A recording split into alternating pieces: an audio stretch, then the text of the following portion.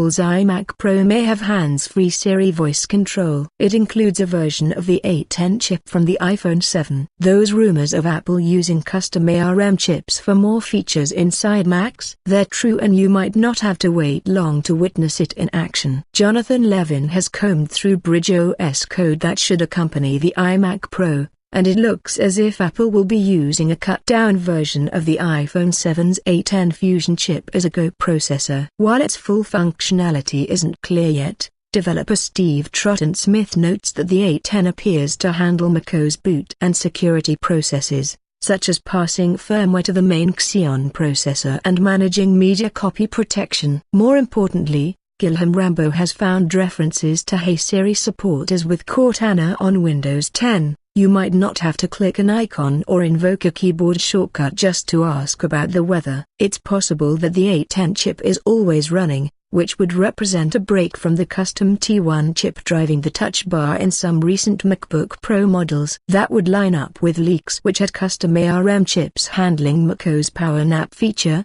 which fetches data while the system is sleeping. The iMac Pro wouldn't have to spool up its power-hungry Xeon processor just to grab your email. And of course, that could be very important for Hey Siri commands, which could theoretically run even if the Mac is dormant. The findings don't necessarily mean that the iMac or macOS will be more restrictive than before. You may not know exactly what the A10 does until the iMac Pro ships, which is expected before the end of 2017. However, this does show that Apple is putting its mobile experience to use in the computer realm, even if it's just to save power and processing overhead. And the iMac Pro may be a good testbed for this functionality. As Troughton-Smith points out, Apple could gauge how the companion A10 works without the bulk of users freaking out. You could get a more refined experience if and when the A10 finds its way to mainstream Macs, particularly MacBooks, where the chip could let Siri and Power Nap run without significantly affecting your battery life.